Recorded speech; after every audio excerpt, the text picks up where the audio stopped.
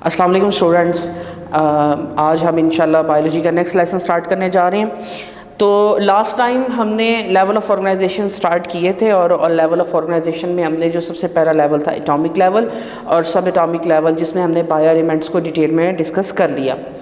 उसके बाद फिर हमने मॉलिक्यूलर लेवल की डिस्कशन की और आज हम डिस्कस करेंगे ऑर्गेनेल एंड सेल लेवल को। ठीक है जी। तो बेसिकली नाम से जाहिर हो रहा है ऑर्गेनेल आपको पता है क्या होते हैं जी। एग्जैक्टली ऑर्गेनेल्स वही होते हैं जो कि आपके सेल के अंदर डिफरेंट जो स्ट्रक्चरल या फंक्शनल काम करने वाले जो स्ट्रक्चर्स हैं या बॉडीज़ हैं उनको हम नाम देते हैं। तो बेसिकली यहाँ पे भी हम आज जो है ऑर्गेनेल्स और सेल्स की बात करेंगे। तो सबसे पहली तो बात ये देखेंगे कि ऑर्गेनेल्स की डेफिनेशन क्या होती है। तो ऑर्गेनेल्स की अगर हम डेफिनेशन देखें तो हमें पता है कि जब डिफरेंट मॉलिक्यूल्स कम्बिनेशन करेंगे, और हमें पता है कि ये जो कम्बिनेशन होती है बेसिकली किस फॉर्म में होती है, ये कोई ना कोई बॉन्ड फॉर्मेशन होगी। तो मॉलिक्यूल्स जब कम्बिनेशन करेंगे तो वो एक स्ट्रक्चर बना देंगे जिसको हम ऑर्गेनेल का नाम देंगे।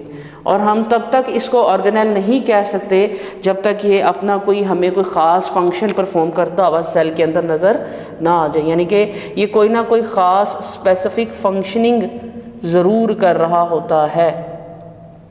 ये चीज़ अपने माइंड में रखनी है। तो फंक्शनिंग जो है वो बहुत ज़रूरी है। फंक्शनिंग होगी किसी ऑर्गेनेल की तो हम आसानी से फिर हम बता सकते हैं। ठीक है जी।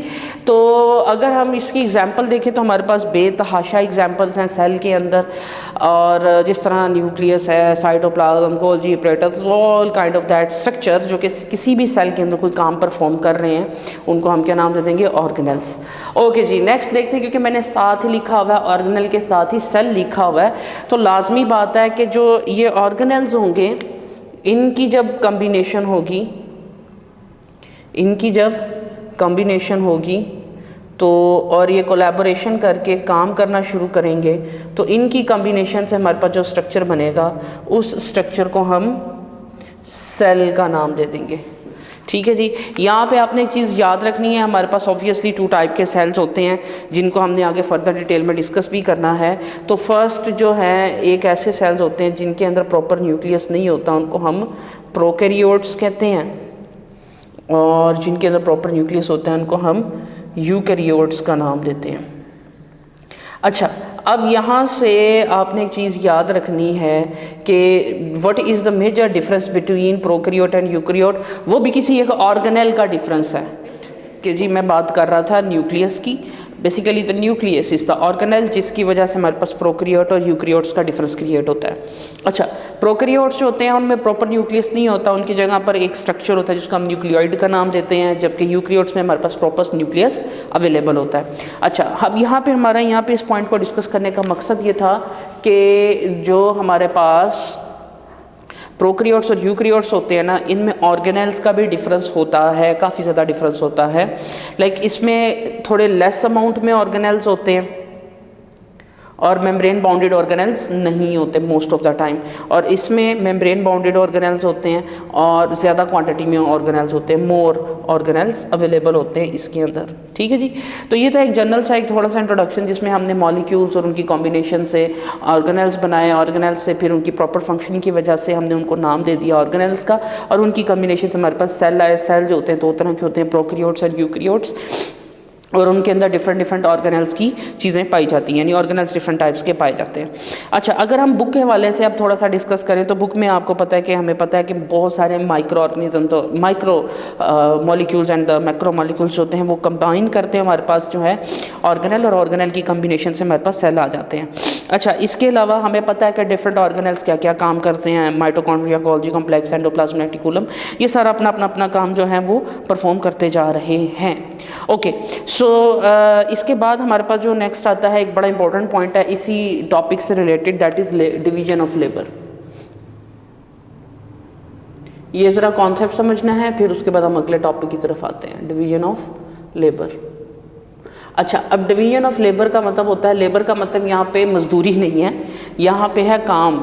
ठीक है जी, लेबर मतलब काम, तो काम की तकसीम, डिवीजन ऑफ लेबर मतलब काम की तकसीम। एक सेल के अंदर आप बड़े अच्छे तरीके से जानते हैं कि एक अगर हम यहाँ पे सेल ड्रॉ करते हैं तो सेल के अंदर हमारे पास अगर न्यूक्लियस अवेलेबल है सेंटर में, और इसके अलावा हमारे पास डिफरेंट ऑर्गेनेल्स अवेलेबल है। लाइक यहाँ पे हमारे पास अगर हम वैक्यूल ड्रॉ कर लेते हैं, ये माइटोकॉन्ड्रिया आ गया, ठीक है जी, ये हमारे पास एंडोप्लाज्म रेटिकुलम आ गया, ये सारे राइबोसोम्स इस तरह से सेल के अंदर अवेलेबल है। तो बेसिकली ये सारे अपना अपना काम परफॉर्म कर रहे हैं, ठीक है। तो यानी इन सब के दरमियान काम की तकसीम हुई है। तो एक सेल की बात की जाए तो सेल के अंदर बहुत सारे ऑर्गेनेल्स ने अपने अपने काम तकसीम किए होते हैं, और उनके अंदर जो भी काम हो रहा होता है उसके मुताबिक उसको आगे लेके चल रहे होते हैं। ओके, तो अब हम डिस्कस करेंगे कि जब अब हम नेक्स्ट जो है वो लेवल की तरफ मूव करने लगे हैं। तो जो नेक्स्ट लेवल है हमारे पास, that is tissue level.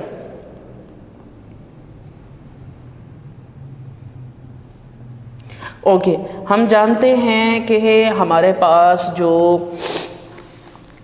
Sales होते हैं उनकी कॉम्बिनेशन से, सिमिलर टाइप के सेल्स की कॉम्बिनेशन जब वो एक ही तरह का काम परफॉर्म करना शुरू करते हैं तो हमारे पास क्या क्रिएट हो जाते हैं, टिश्यूज़ क्रिएट हो जाते हैं। और ऑब्वियसली टिश्यूज़ किन के अंदर होंगे, मल्टी सेलुलर ऑर्गेनिजम्स के अंदर। यूनिसेलुलर में तो हो नहीं सकते, क्यों? क्योंकि वो पहले ही एक सेल के बने हुए हैं, और हमने टिश्यूज़ को नाम क्या दिया कि वो कॉम्बिनेशन ऑफ सेल्स है। लिहाजा ये जो एक मोस्ट इंपॉर्टेंट पॉइंट है कि ये सबसे ज़्यादा किन के अंदर होते हैं, मल्टी सेलुलर ऑर्गेनिजम्स के अंदर। जब बहुत सारे सेल्स मिलकर एक ख़ास किस्म का काम परफॉर्म करना शुरू करते हैं, उसको हम क्या नाम दे देते हैं, टिश्यूज़ का नाम दे देते हैं। चाहे वो हमारे पास एग्जांपल हम देख लेते हैं कि दो तरह के अगर हम देखें तो एनिमल आ जाते हैं मल्टी सेलुलर के अंदर, ठीक है, और प्लांट्स आ जाते हैं।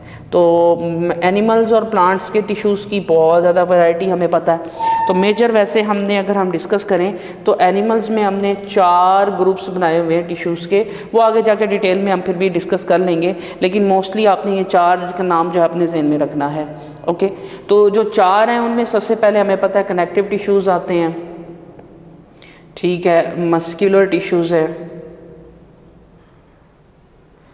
ठीक है, फिर मसल्स यानी जो हमारी बॉडी के सारे मसल्स, स्केलेटन भी इसमें आएंगे, कार्डिक भी इसमें आएंगे, और ये सारी यानी जो स्मूथ मसल्स हैं वो भी इसमें आएंगे। अच्छा, अब इसमें ये मस्कुलर टिश्यूज़ होंगे, फिर नर्वस टिश्यूज़ आएंगे, ठीक है, और एपिथेलियल टिश्यूज़ आएंगे। तो ये बेसिक हमने 4 डिवीजन्स की हुई हैं। अगर हम प्लांट्स की बात करें तो प्लांट्स में भी हमारे पास वैरायटी ऑफ टिश्यूज़ अवेलेबल हैं। तो हमने बेसिकली इसमें भी इसकी 2 मेजर डिवीजन्स की हुई हैं, एक सिंपल के नाम से हमने पढ़ी हुई है और एक कॉम्प्लेक्स के नाम से हमने पढ़ी हुई है। सिंपल टिश्यूज़ वो होते हैं जिसमें एक ही तरह के सेल्स की बार बार रेपिटेशन हो रही होती है, उसमें हमें पता है कि ज़्यादातर डिवीजन से रिलेटेड होते हैं। तो जो डिवीजन से रिलेटेड होते हैं उनके लिए हम मेरिस्टेमेटिक टिश्यूज़ का वर्ड यूज़ करते हैं, क्योंकि ये एक ही तरह के, यानी सिंपल का मतलब है कि एक ही तरह के सेल्स की कॉम्बिनेशन हो रही होती है और वो आगे बढ़ रहे होते हैं। इसमें भी होते तो सिमिलर टाइप के फंक्शनिंग करने वाले सेल्स, बट वो डिफरेंट होते हैं। और इसकी हमारे पास जो एग्जांपल है वो जाइलम और फ्लोएम की।